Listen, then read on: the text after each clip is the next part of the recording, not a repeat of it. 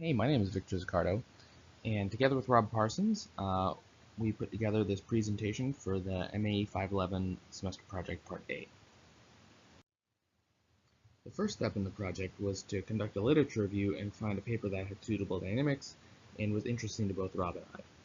So the paper we chose was called The Dynamics, Modeling, and Control of a Quadrotor with a Swing Load. And as the name suggests, it deals with the modeling of a traditional quadrotor with a load attached via a string. The string is attached to the center of gravity of both the mass and the quadrotor. So the objective of this paper was to control the load's position by changing the quadrotor's fan speeds.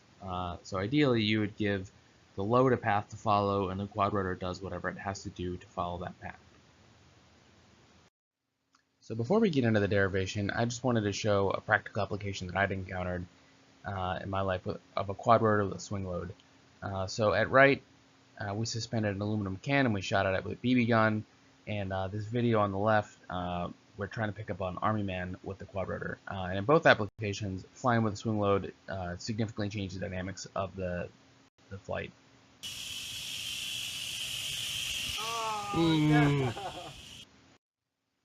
We begin the derivation with an analysis of the paper's free body diagram and the assignment of reference frames.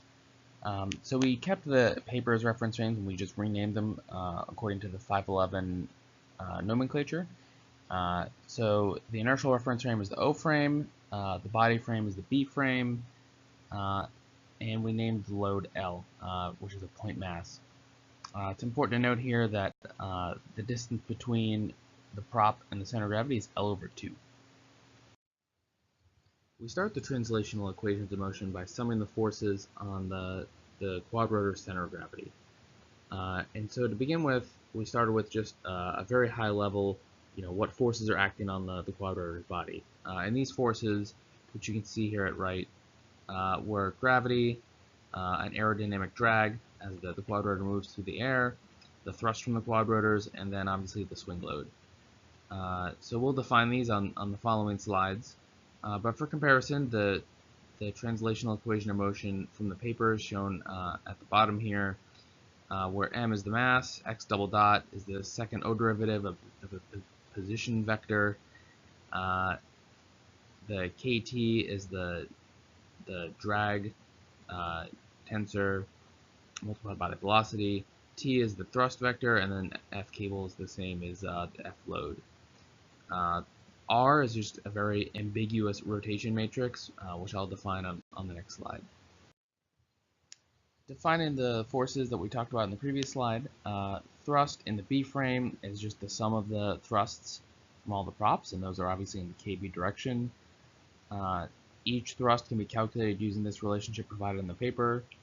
The translation of drag was defined as a 3x3 tensor multiplied by the velocity, so you ended up with an XYZ components for the aerodynamic drag, and then the weight was obviously defined in the O frame. The rotation matrix from the O to the B frame followed a NASA standard sequence, which is shown at the right here. There appears to be an error in the paper. This psi should actually be a phi.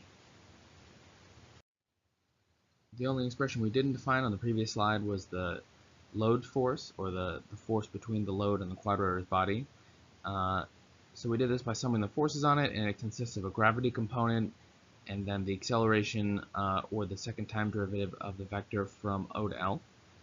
So that vector can be broken out into RBO and RLB. And since RBO is easily expressed in the O frame, taking the second O derivative is easy and straightforward. Taking the time derivative of RLB is a little trickier though, because it is most naturally expressed in the B frame. So for that we used the transport theorem twice, and we came up with the expression here at the bottom. So substituting the components from slide 5 into the high-level free body diagram results in the expression below, the top expression. And if you compare that to what's in the paper, which is this expression on the bottom, you can see that the one using the notation we developed in class is much clearer. It's much easier to see what's going on. Moving on to our derivation of the rotational equation of motion, we assume the quadrotor is a rigid body and it's free to move in 6 dimensions. So we started with these 3 standard equations of motion here at the top relating torque to moment of inertia and angular velocity. Our external torques are given by this TBB vector at the bottom, and you can see that there are 3 sources of torque in this problem.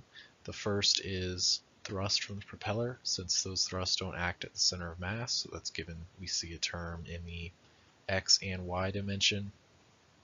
For that, we see a reaction moment from the motor in our z term. That just comes from spinning the propeller. There's drag on the propeller, so there's a reaction moment on the motor, and that's going to be our Q1 through Q4.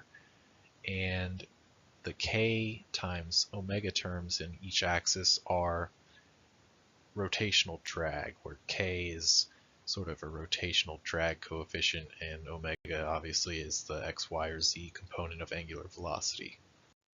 Next, we're going to give the angular velocity of the quadrotor with respect to the inertial frame, shown here as a vector in terms of the Euler angles, and we want to make some observations about the equations of motion from the previous slide, specifically that the first term on the right hand side of those equations is equal to the moment of inertia tensor times the angular acceleration, and the second term in those equations on the right hand side is equal to the angular velocity crossed with the moment of inertia tensor times the angular velocity again, and that arises from using the transport theorem in the derivation of those equations.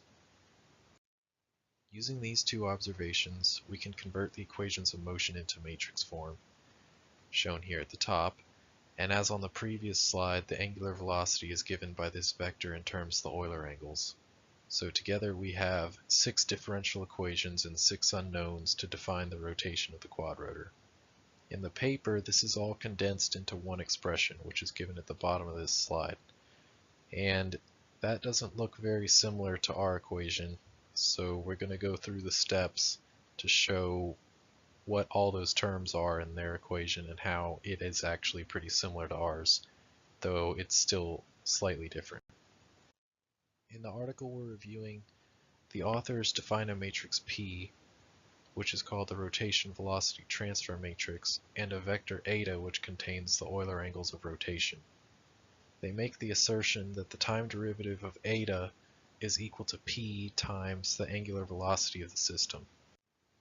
This means that angular velocity is equal to the P inverse times eta dot, which we can substitute into the equation of motion from the previous slide shown here.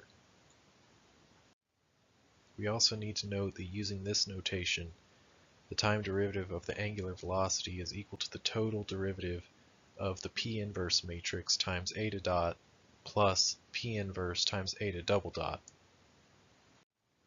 A final operation is to split our torque vector into 2 vectors, one containing the torques arising from rotor rotation and the other arising from aerodynamic drag. Substituting all these terms back into the original equation of motion and pre-multiplying by P gives us this expression here in the middle, which is very similar to the one from the article. In both equations we see a omega cross I omega term, we see a rotational drag torque, we see a torque from the rotor term, and we see the 2 terms which arise from the time derivative of P inverse times eta dot, which are shown here. The main differences are that it seems during publication they changed P inverse to P transpose, and they erroneously canceled the P matrix with the P inverse matrix in the first term on the left. We did not simulate these equations ourselves, but based on figures given by the authors of the article under review, the quadrotor seems to be performing as expected, which implies that the equations used in these simulations are different from the ones given in the paper. This probably means that the errors mentioned previously were introduced during transcription or publication. This concludes our presentation. Thank you for watching.